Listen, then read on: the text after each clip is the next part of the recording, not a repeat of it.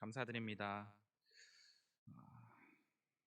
오늘 말씀은 차별 대신 분별을 이라는 제목으로 말씀을 전하도록 하겠습니다. 살면서 여러분이 겪은 차별에는 어떠한 것들이 있으십니까? 혹시 차별을 경험해 보신 적이 있으십니까? 또는 여러분이 차별의 주체자가 한번 돼 보신 적도 있으십니까? 인종차별, 우리는 우리나라 안에만 있으면 사실 그런 걸 많이 겪지 못할 수도 있겠지만 해외에 나가면 그런 경험들을 많이 겪을 수 있습니다. 또 나이를 가지고 차별한다던가 예전에는, 지금은 좀 덜해졌지만 예전에는 남녀 차별도 굉장히 심했었습니다. 우리가 직접 경험해 보지는 않았더라도 주변에서 간접적으로나마 반드시 우리는 차별이라는 경험을 아마 체험해 본 적이 있지 않을까 하고 생각합니다. 근데 제가 방금 말씀드린 차별의 종류가 모두 사람 대 사람의 관계에서 그 사람을 차별한다라는 큰 카테고리 안에 들어가는 것 같습니다. 우리는 생각보다 굉장히 많이 차별을 하고 살아갑니다. 나는 차별을 안 하고 살아가는 것 같은데, 제가 지금 말씀드리는 이것도 차별임을 기억한다면 나도 차별하고 있었구나라고 생각하게 되실 겁니다. 내가 좋아하고 내가 편하다고 생각하는 사람과는 굉장히 대화를 잘 나누는데, 그렇지 않다라고 생각하는 사람과는 대화를 나누기 싫어합니다. 보통은. 저도 그렇고요. 예, 차별하고 계시는 겁니다. 예, 우리 모두는 차별을 하고 있는 것이죠. 저는 결론적으로 오늘 말씀을 통해서 나도 모르게 하고 있는, 그리고 또 알면서도 하고 있는 차별의 영역에서 벗어나 또 분별을 통해서 예수 그리스도의 눈과 마음이 어디에 있는지, 또 우리가 무엇을 따라야 하는지를 말씀을 통해서 좀 찾아보고 적용해 보았으면 좋겠습니다. 본문의 말씀으로 들어가면 우선 초대교회 내지는 1세기 이스라엘 지역은요, 세율이 굉장히 높았다라고 얘기합니다. 세금을 굉장히 많이 내야 되는 그런 지역이었대요. 그러다 보니까 어떤 문제가 있었냐면, 세금이 높으니까 빚을 내게 됩니다. 빚을 내게 되니까 또 어떤 문제가 생기냐면, 그 빚을 가지고 가다 보니까 집이 없어집니다. 집이 없어지면 어떻게 되죠? 길바닥으로 나앉게 됩니다. 최소한 5명에서 3명, 최소한 5명에서 3명에서 4명 정도의 사람들이 그런 사람들이었다라고 합니다. 그러니까 실제로 부자였던 사람들보다는 힘들고 어렵게 살아가는 사람들이 그 당시에 굉장히 많았음을 이야기하고 있습니다. 그럼 교회에 찾아오는 사람들은 또 어떤 사람들이었을까요? 아마 큰 틀에서는 크게 차이가 없었을 것입니다. 그런 상황에서 야고보는 2절과 3절의 말씀을 던지고 있는 것입니다. 만일 너희 회당에 금가락지를 끼고 아름다운 옷을 입은 사람이 들어오고 또 남루한 옷을 입은 가난한 사람이 들어올 때 너희가 아름다운 옷을 입은 자를 눈여겨보고 말하되 여기 좋은 자리에 앉으소서 하고, 또 가난한 자에게 말하되 너는 거기 서 있든지 내 발등상 아래 앉으라 하면, 이렇게 얘기합니다. 이 말씀은 이해하는데 그렇게 어렵지 않을 거라고 생각합니다. 최근의 모습으로 보면 굉장히 자연스러운 일일지도 모르겠습니다. 갑자기 다음 주에 교단의 가장 높은 목사님이 우리 교회에 방문한다라고 가정을 해봅시다. 벌써부터 약간 좀 등골이 서늘해집니다. 또 갑자기 다음 주에 윤석열 대통령이 저희 교회에 방문한다고 한번 해봅시다. 지금부터 벌써 준비를 할 것들이 눈에 떠오르기 시작할 겁니다. 전 군대에 있을 때 연대장님과 사단장님이 부대에 방문한다고 할 때가 제일 싫었습니다. 갑자기 부대에 있는 모든 치약을 꺼내서 치약 냄새가 진동할 때까지 청소를 합니다. 아마 여기 공감하지 못하시는 분들도 있겠지만 잘 때 정말 치약 냄새가 진동할 정도로 닦습니다. 왜 그렇게까지 해야 되는지를 모르겠는데 그냥 그때는 치약이 없어지는 날이었어요. 그러니까 야고보는 우리의 이런 모습에 대해서 지적을 하고 있는 겁니다. 그래서 4절에서 뭐라고 얘기하냐면, 너희끼리 서로 차별하며 악한 생각으로 판단하는 자가 되는 것이 아니냐. 우리가 당연하게 여기고 행동하고 있는 이 행동들이 차별하며 악한 생각으로 판단하는 것임을 야고보는 말하고 있다라는 것입니다.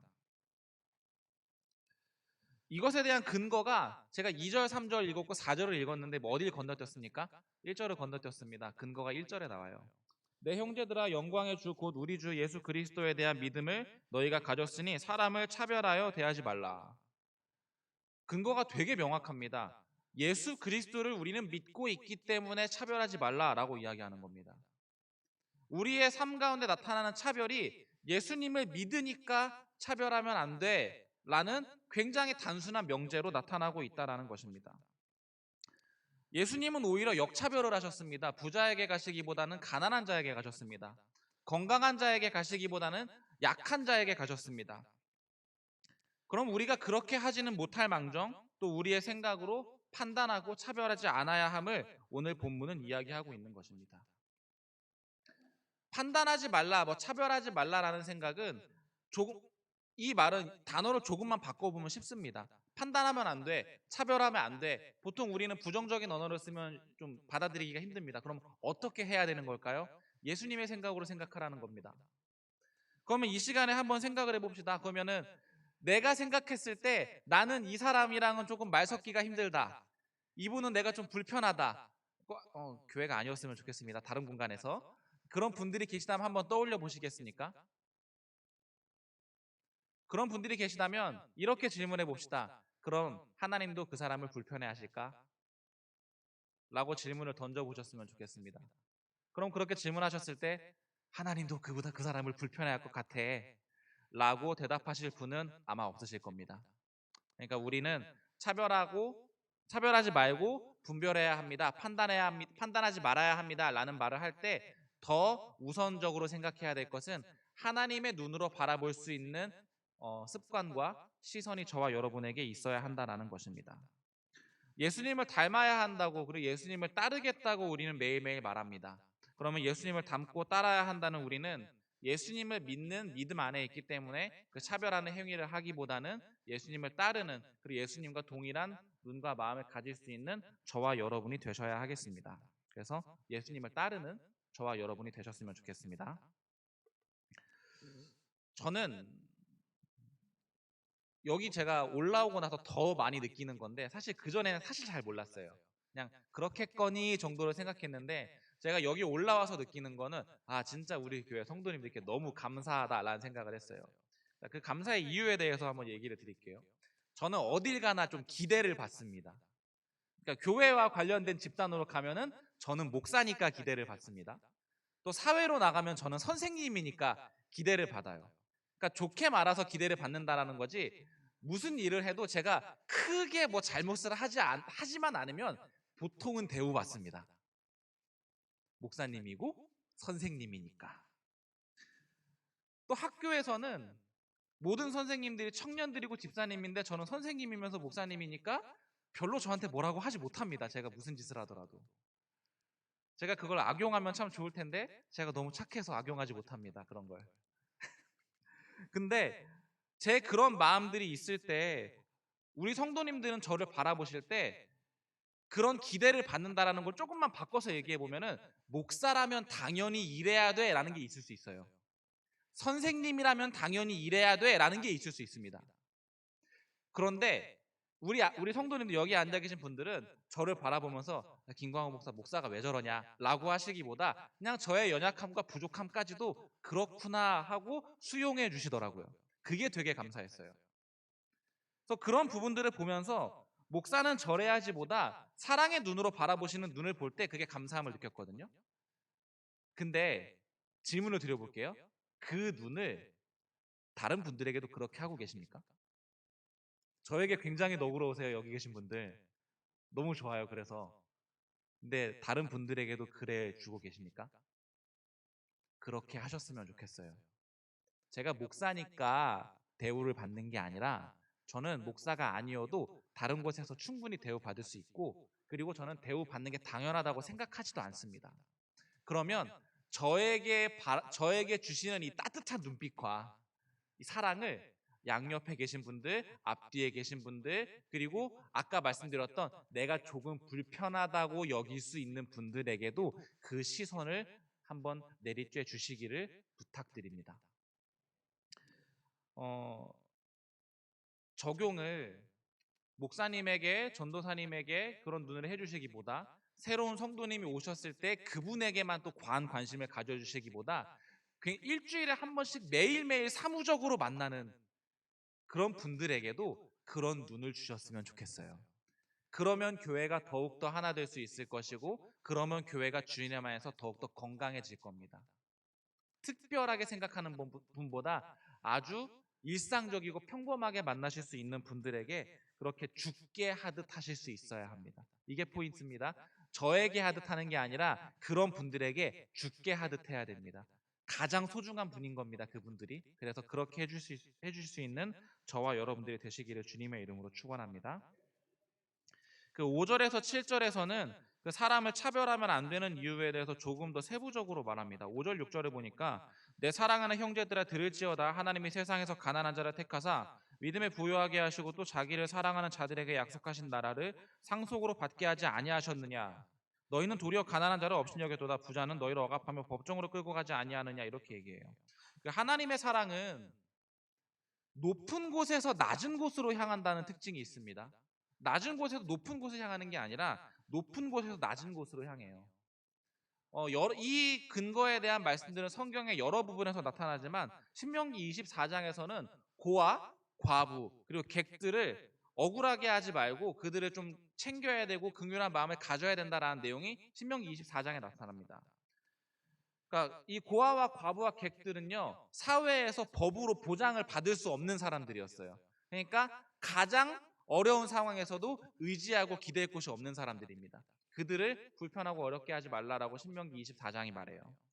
24장 19절에서 이렇게 얘기했습니다. 내가 밭에서 곡식을 벨 때 그 한 뭇을 밭에 잃어버렸거든 다시 가서 가져오지 말고 나그네와 고아와 과부를 위하여 남겨두라. 그리하면 내 하나님 여호와께서 내 손으로 하는 모든 일에 복을 내리시리라 이렇게 얘기합니다. 낮은 곳을 향해 그리고 가난한 곳을 향해 우리의 마음과 눈을 둘 때 하나님께서 우리에게 복을 내리시리라라고 이야기하는 겁니다. 굉장히 높은 사람이 올 때 그 사람에게 잘 보일 때 복을 내리시리라고 하는 게 아니라 가장 낮은 사람들에게 가장 미천한 곳에 우리의 눈과 마음을 둘 때 하나님께서 우리와 함께 하실 것이고 복을 내리시리라고 이야기하고 있는 것입니다.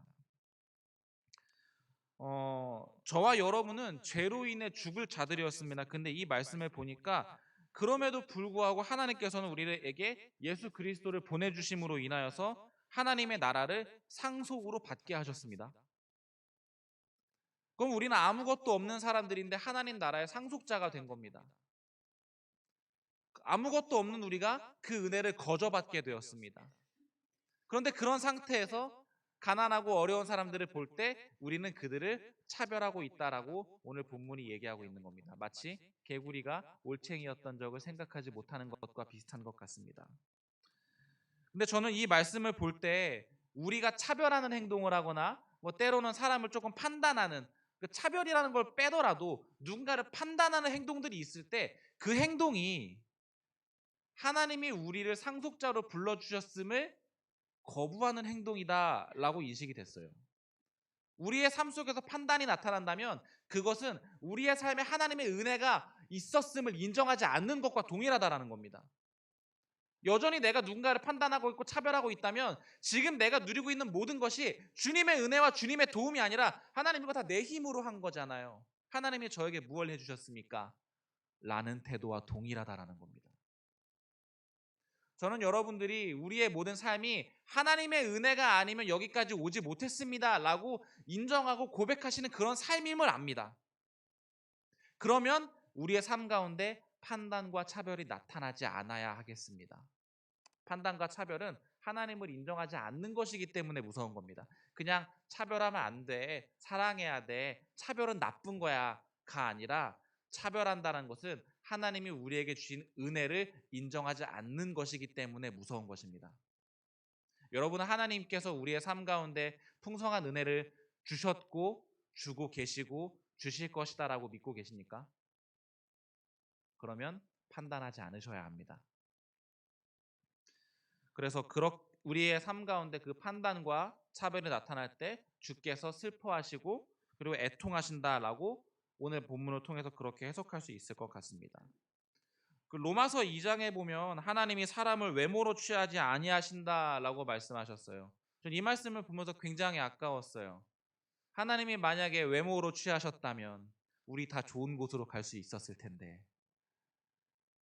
다 잘생기시고 예쁘시잖아요. 그러니까 저는 그럴 텐데라고 생각했어요. 그래서 이 말씀을 딱 보면서 핸드폰 카메라를 열어서 저를 딱 보자마자 어이쿠 하고 닫아버렸습니다. 아, 나는 좋은 곳으로 못 가겠구나. 근데 이 말씀을 조금 더 계속해서 살펴보면 베드로전서에서는 외모로 우리를 취하지 아니할 것이다라고 얘기하는 것뿐만 아니라 뭘로 취한다라고 얘기하셨냐면 우리의 행위로 취하신다라고 이야기를 하셨습니다. 그럼 하나님이 우리의 무엇을 보신다는 겁니까? 하나님은 우리의 행위와 마음의 중심과 내면을 바라보신다라는 겁니다.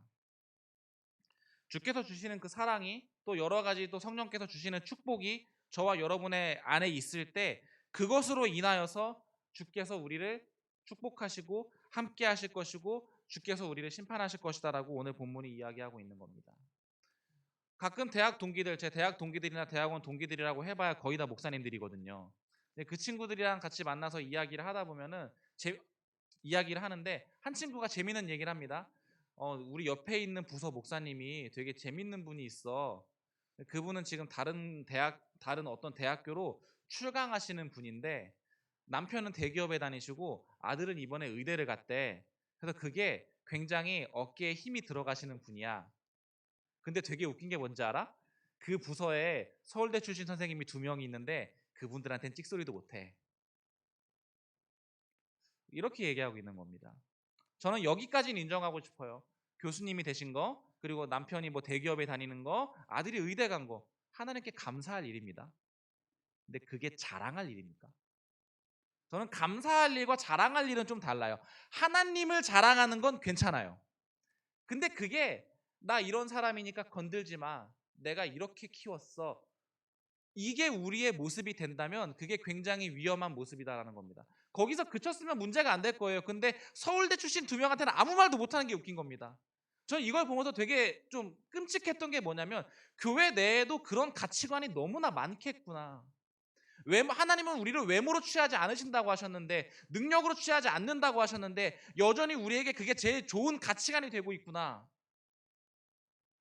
저는 우리 신갈교회 모든 가정들이 외모나 능력을 취하시기보다 하나님께서 바라보시는 그 내면과 본질을 더욱더 아름답게 가꾸실 수 있는 저와 여러분들이 되시길 바라고 그 가치관을 더 중요하게 생각하고 유일한 가치임을 그리스도 예수가 내 안에 풍성하게 있는 것이 가장 중요한 가치임을 우리가 깨달았으면 좋겠습니다.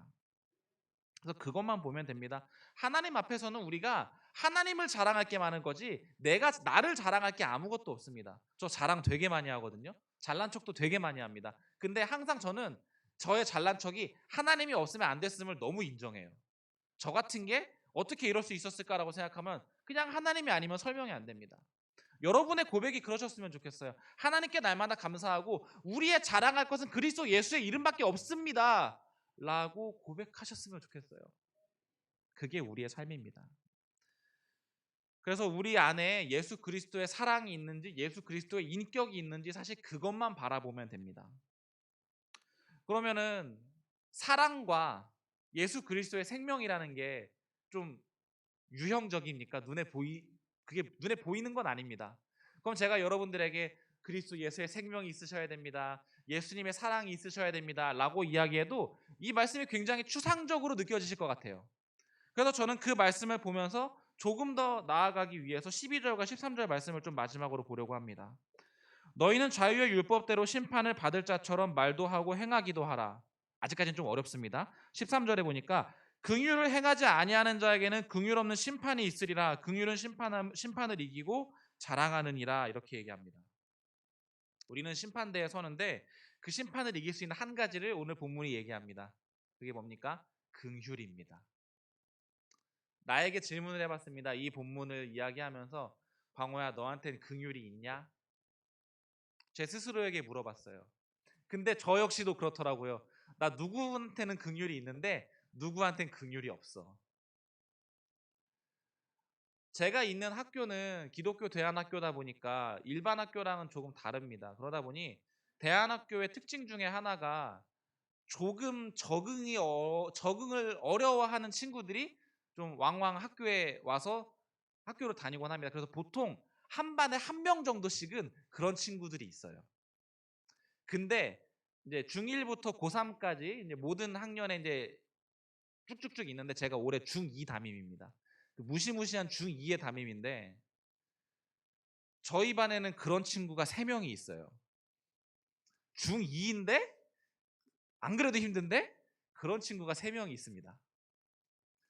그럼 날마다 이제 큐티하러 들어가면서 날마다 씨름하는 겁니다. 하나님 오늘도 내가 그 친구들을 사랑하게 해주세요. 그 친구들의 편견 없는 눈으로 바라보게 해주세요. 이렇게 기도하면서 가는데 교실 문을 열자마자 선생님 저 오늘 머리 이쁘죠? 너무 예뻐. 그래 너 너무 예쁜 것 같아 라고 얘기하면은 또 어떤 친구는 저하고 선생님 한 주간 만수무강하셨습니까? 또 이렇게 인사를 하고요. 그리고 한 친구는 뒤에서 진짜 막 되게 막 그 껌을 씹을 것 같은 표정으로 저를 보면서 왜요? 이렇게 이야기를 해요. 그런 친구들 바라보면서 주님이 하셨습니다. 할렐루야. 이렇게 매일매일 고백하면서 기도를 합니다.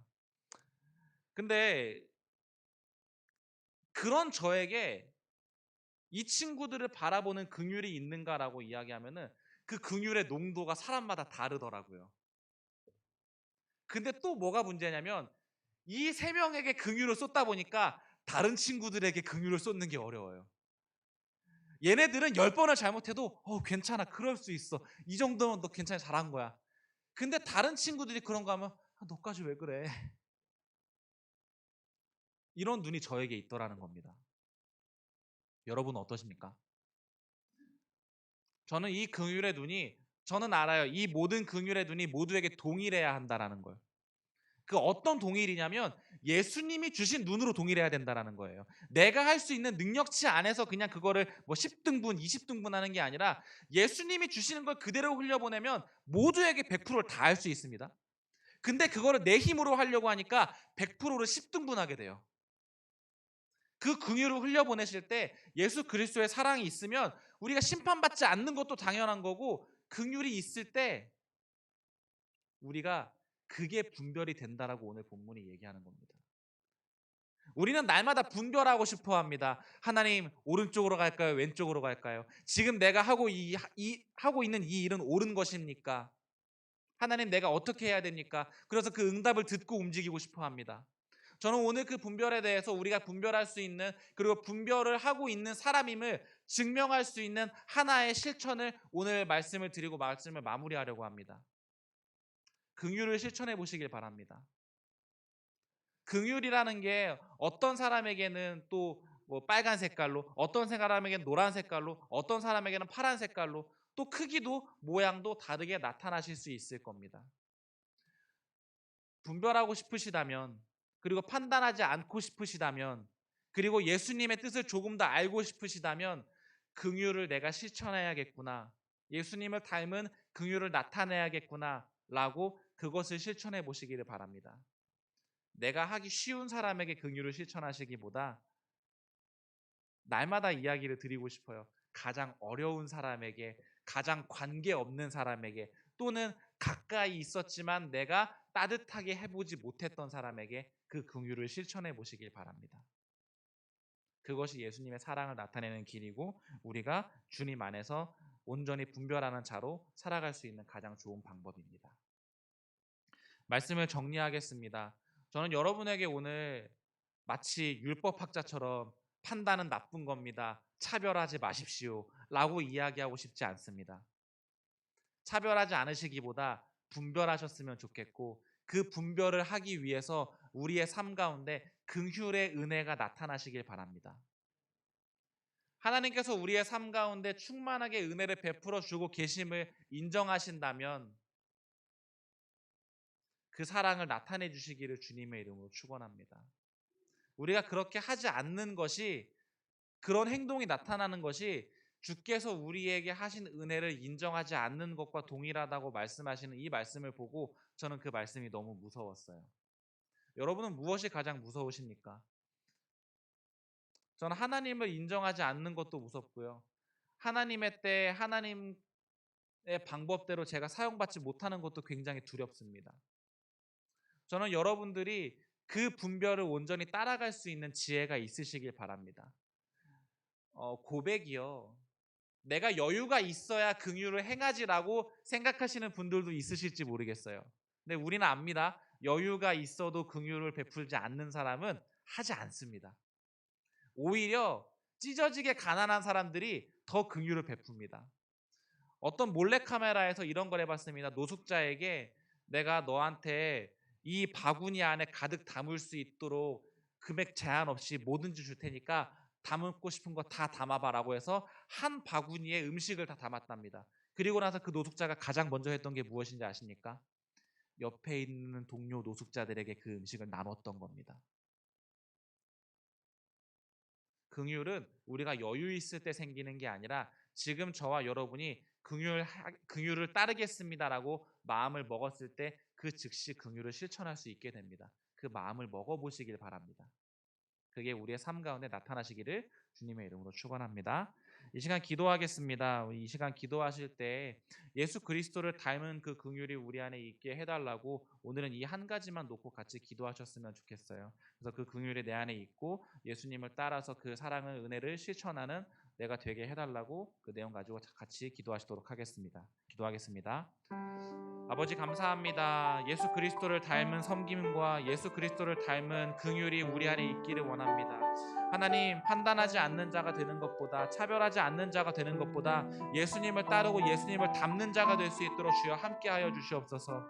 하나님, 우리의 삶을 통하여서 예수 그리스도의 사랑이 나타나게 하시고 하나님, 예수 그리스도의 긍휼이 나타날 수 있도록 주님 함께하여 주시옵소서. 주님, 우리의 삶 가운데 날마다 우리가 분별하는 삶을 살기를 원합니다. 하나님, 그 분별하는 삶이 나타나기 위하여서 하나님, 날마다 우리의 삶 가운데 예수 그리스도를 닮은 그 눈과 마음과 긍휼이 있기를 원합니다. 그럼 그것을 통하여서 하나님 살아갈 수 있는 내가 될 수 있도록 주여 함께 하시고 하나님, 그것을 인하여서 하나님 예수 그리스도의 나라가 확장될 수 있도록 주여 함께하여 주시옵소서. 내가 부유해지고 좀 완벽해졌을 때 긍휼을 실천할 수 있는 것이 아니라 하나님, 지금 내가 즉시 예수 그리스도를 따르겠다라고 작정하였을 때 하나님, 우리가 긍휼을 실천할 수 있는 줄 압니다. 내가 할 수 있는 긍휼로 하나님 그 실천할 수 있도록 도와주시옵소서. 하나님, 내가 할 수 없는 긍휼을 하지 못함으로 인하여서 낙심하는 것보다 정말 작은 것으로부터 그리스도 예수의 마음을 그리스도 예수의 눈을 실천할 수 있는 그 사랑을 전할 수 있는 우리 모든 신갈교회 가정들이 될 수 있도록 주여 함께하여 주시기를 원합니다. 주님 함께하여 주시옵소서. 주님 함께하여 주시옵소서. 우리에게 긍휼의 눈을 주시옵소서. 긍휼의 눈을 가진 우리 공동체가 되기를 원합니다. 주님을 닮은 그런 교회가 되기를 원합니다. 하나님, 판단보다는 분별을 할 수 있는 교회가 될 수 있도록 주님 함께하시고 그 분별을 통하여서 예수 그리스도의 능력이, 예수 그리스도의 지혜가 우리의 삶 가운데 날마다 차고 넘쳤음을 그리스도 예수의 이름을 명하고 선포합니다. 하나님, 이 시간 기도하는 모든 것들이 온전히 이루어졌음을 주님 감사드리고 날마다 주님으로 인하여서 가득 채워지고 풍성한 은혜 가운데 살아갈 수 있는 그 은혜를 인정하면서 나아갈 수 있는 우리의 삶이 될 수 있도록 주님 함께하여 주시옵소서. 아버지의 사랑 안에 거하길 원합니다. 주여 홀로 영광 받아 주시옵소서. 주님 감사합니다. 하나님, 판단하지 않는 것보다, 분별하지 않는 것보다 주님을 닮는 그 본질을 우리가 따르기 원합니다. 예수 그리스도를 닮는 우리의 삶이 될 수 있도록 주님 함께하여 주시고 예수 그리스도의 긍휼의 눈을 가지는 우리가 되게 하시고 예수 그리스도의 그 마음을 가질 수 있는 그 긍휼이 우리 안에 있을 수 있도록 주여 함께하여 주시옵소서. 긍휼한 마음을 품고 예수님 그 길을 따라갈 때 주께서 우리에게 지혜를 주시고 주님의 사랑을 알게 하시며 하나님의 나라가 확장되어 갈 것을 주님 알게 하시고 말씀하여 주시니 주님 감사를 드립니다. 우리의 삶 가운데 그 긍휼을 실천함으로 인하여서 주여 우리에게 풍성한 복을 내리시고 하나님의 은혜가 날마다 차고 넘치는 삶이 될 수 있도록 주님 함께하여 주시옵소서. 예수 그리스도를 온전히 따를 수 있는 우리의 가정들이 되었음을 주님 선포하고 감사드립니다.